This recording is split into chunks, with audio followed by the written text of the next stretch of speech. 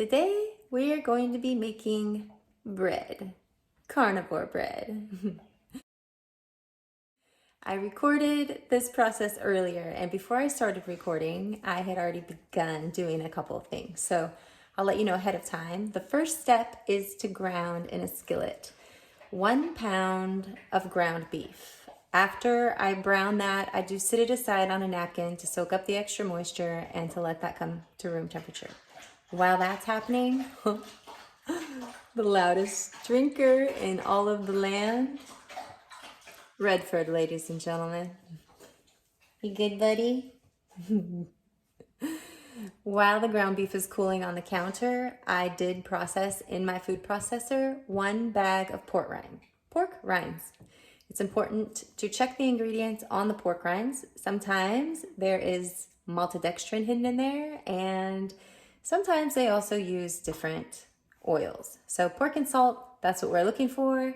That brings us up to the process. Enjoy.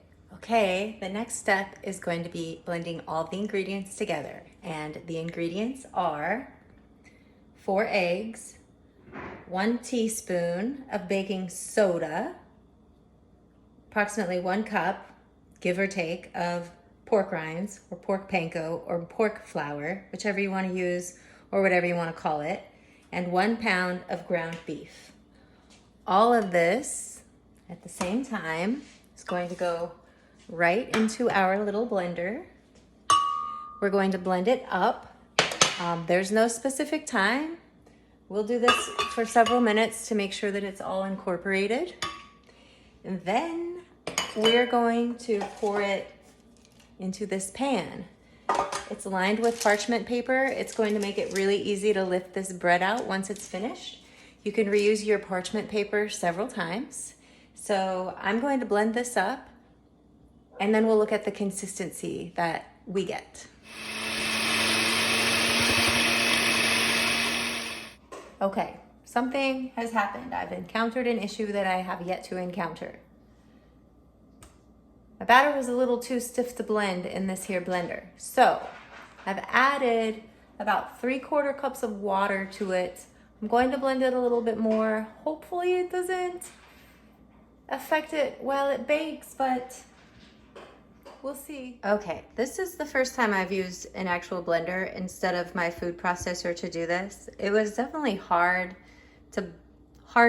I should say, to blend it in the blender than it was the food processor. This is the consistency of it, which is about what I normally get. And I do understand that right now this does not look appetizing in any way whatsoever. I'm going to put it into the cake pan, put it into the oven, and it will transform before our eyes.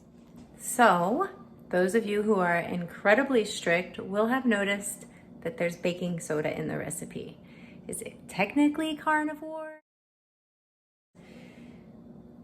Baking soda is something that, like I said, I've had this bread several times, and baking soda doesn't seem to bother me, especially when I eat it in such small quantities.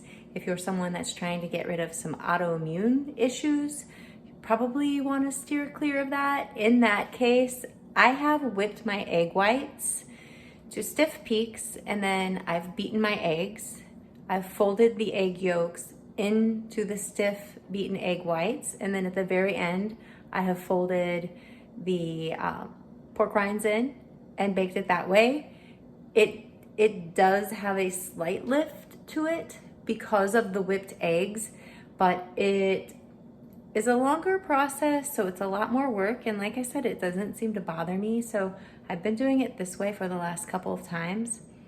It's kind of like to each their own. You have to experiment and see what works best for you. But for us, this has worked great. So there's a way that you can omit the baking soda if you want to whip the egg whites and give that a try.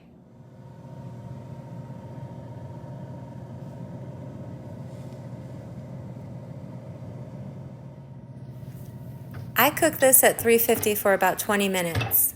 Once it's golden brown and somewhat firm to the touch, it's ready. This thing easily lifts out of here with the use of the parchment paper. Then I can put it on a cooling rack to let it cool. It's not necessary to let it cool. You can slice into this right now and eat it hot with butter. I do like to slice mine extra thin and throw it back in the air fryer. At that time, it is so delicious with butter. It's one of those things where the texture of it is amazing. You can see it looks incredible. Okay, this is actually the day after I baked this bread. As you can see, it was delicious. Something really good happened with this bread. I mentioned earlier that this was the first time I used an actual blender instead of a food processor, and it seems so obvious to me in hindsight, but it was a smoother texture. The burger was more ground up in this one, and it tasted the most like bread that I've ever tasted as far as a bread alternative goes. And my partner, as I've mentioned in other videos, he's been eating carnivore now for about 3 months, and I've made this bread a couple of times and he has not cared for it at all. However, he got into this last night and he could not stop saying how this was my best one yet. This was spot on, exactly like bread to him. So it turns out that adding the water to this did no harm. In fact, it may have helped liquefy it even more. And I think I'm going to use that blender from now on. I'm getting ready to cut off another piece of this, toast it in the air fryer until it gets crunchy. I want it crunchy, but I'm gonna go to the store today and get more pork rinds because now he is wanting this for a bacon and egg sandwich. So again, another success.